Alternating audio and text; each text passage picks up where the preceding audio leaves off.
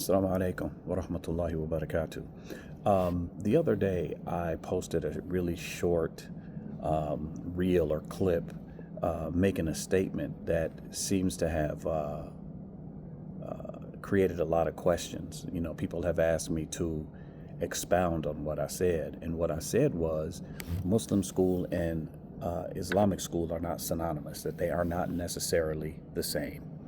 And what I meant by that is, and this is it's a simple understanding as well as a complex understanding at the same time.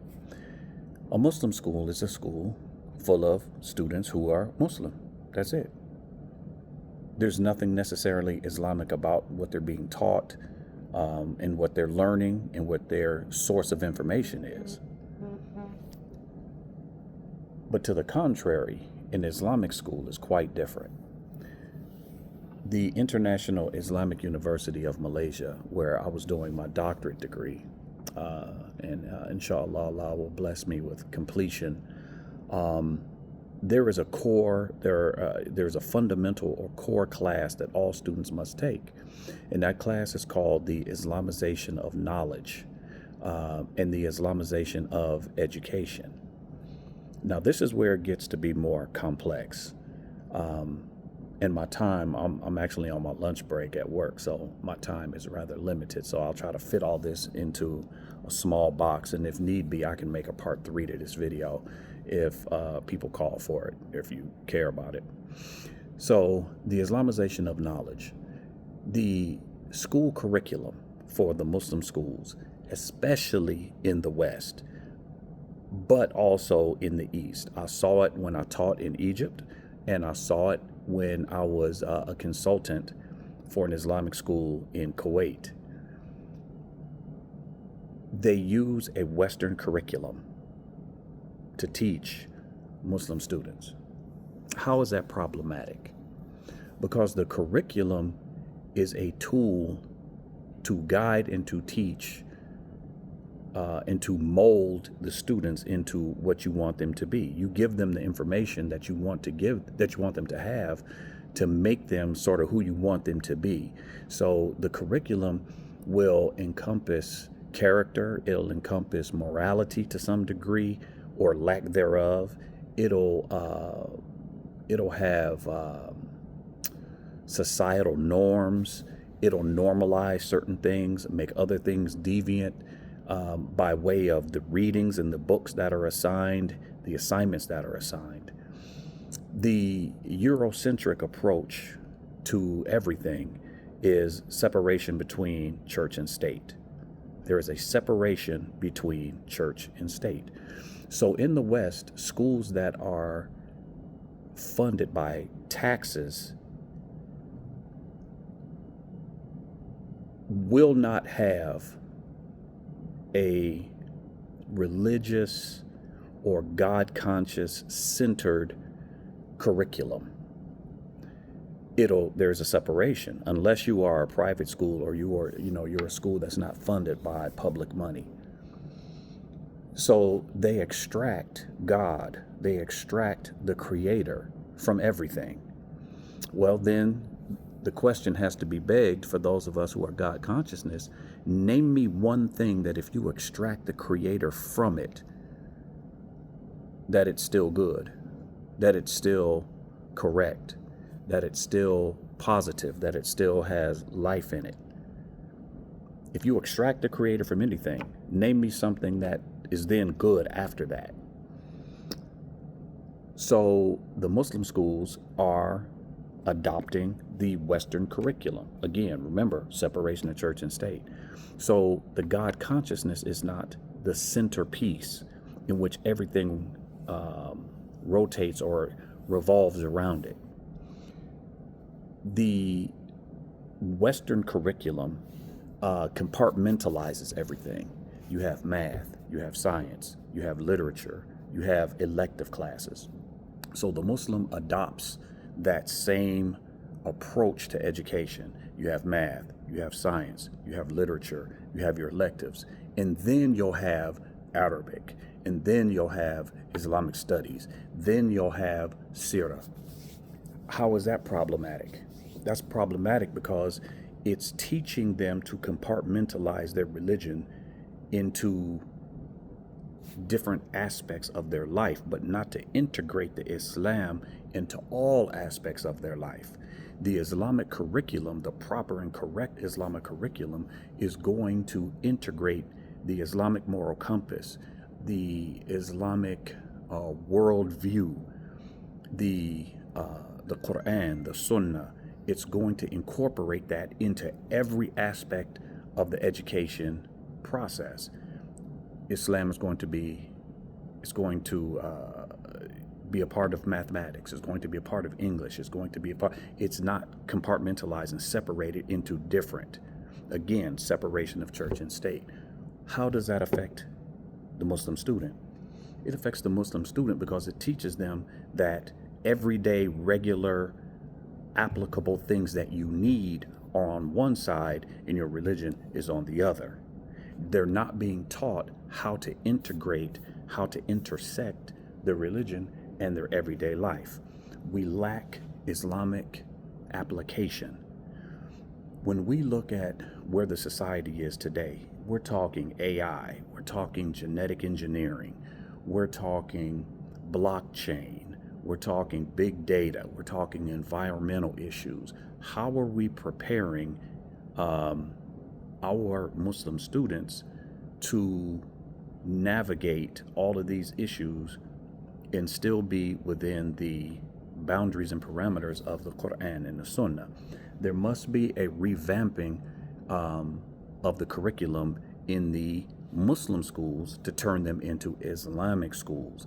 In the schools, be it in the West or be it in the East or be it, wherever, if they are a school full of Muslims, then the curriculum and what they read needs to reflect them.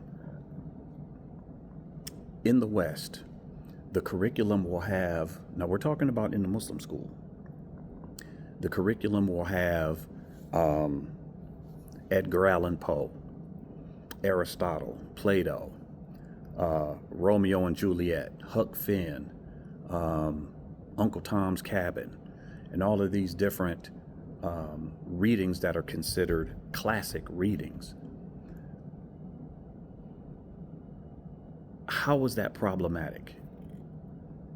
Because then great literature is being relegated to what's being produced by, number one, non-Muslims, number two, by Europeans.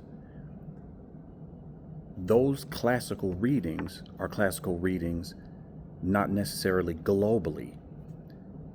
What about, again, we're talking about the Muslim syllabus and the Muslim curriculum. What about studying the beautiful Arabic poetry?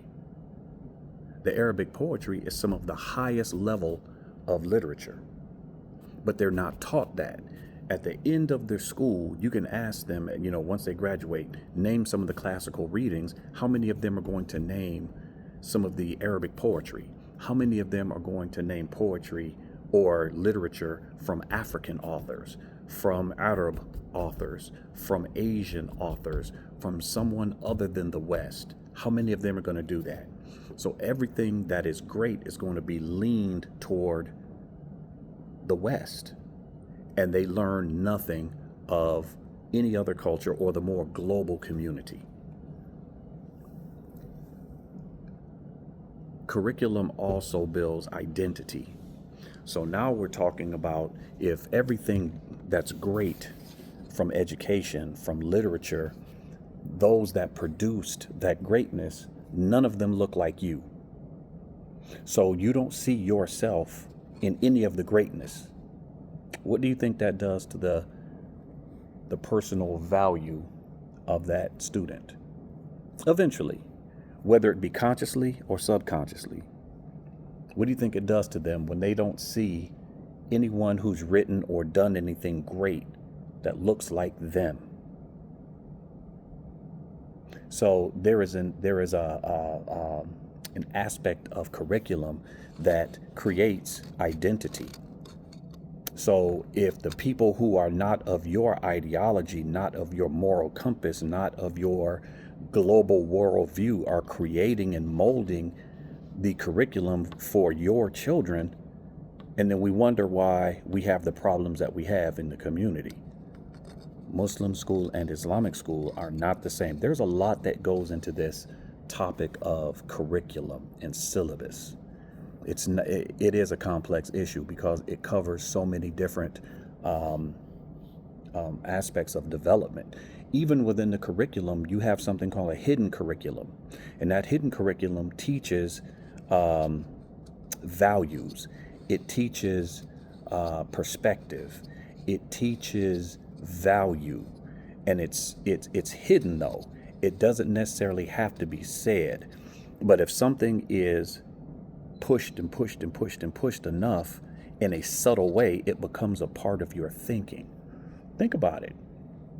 When you talk about great literature, if you're going from kindergarten all the way up to high school and you're never really taught great literature from people who look like you or who come from your historical background, who come from your struggle, who come from your culture, what does that do to the thinking? What does that do to the value of the person as far as contribution to the global experience? So again, there is a difference between a Muslim school and an Islamic school. The Islamic school is going to have as the centerpiece the Islamic moral compass. It's going to have the Quran and the Sunnah. It's going to have lessons. It's going to integrate all of that into all of the lessons. When you look at science, yes, you can teach evolution, but then you can also teach how we as Muslims see the beginning of man and creation. And they can compare and contrast. And we can explain to them why we believe this versus they believe that. But if you just teach the one side and don't teach the other side, eventually, what do you think is going to happen to their iman? So hopefully I'm clear. If we want to go further into the conversation, we most certainly can. Give me some topics that you'd like to talk about, and I can most certainly do that. The last little clip got over 1,200 likes. Do me a favor, like and subscribe.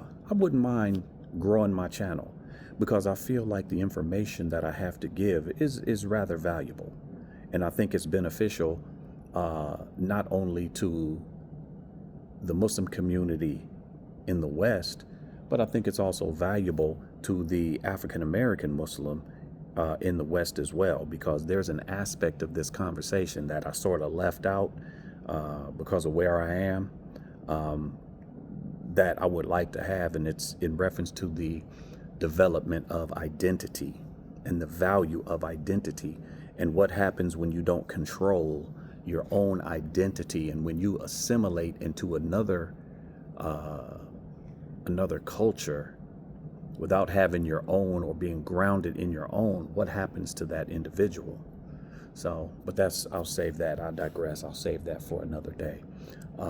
Please like and subscribe, share this video, because I mean, when we're talking curriculum and we're talking education of, our children in the West, I think these conversations need to be had. And this could even really be a topic that most parents didn't even consider.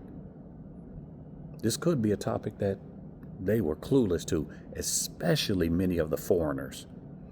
The foreigners have a different experience, a different motivation sometimes. They come from a different history. They may not be thinking in these terms, and this needs to be something that is understood universally amongst the Muslims. And then again, as I said, there is a specific African American context and application that needs to be understood as well. So hopefully I'm clear. Like and subscribe, share this video, and hopefully the brother Ayari, who made a response video to mine, which I saw and I appreciate. Alhamdulillah, the brother's always on point with his and very inquisitive, and he has a good balanced perspective. Hopefully this answers his question as well. Please let me know. Barakallahu fikum. Wa jazakum Allahu khairan. Assalamu alaikum wa rahmatullahi wa barakatuh.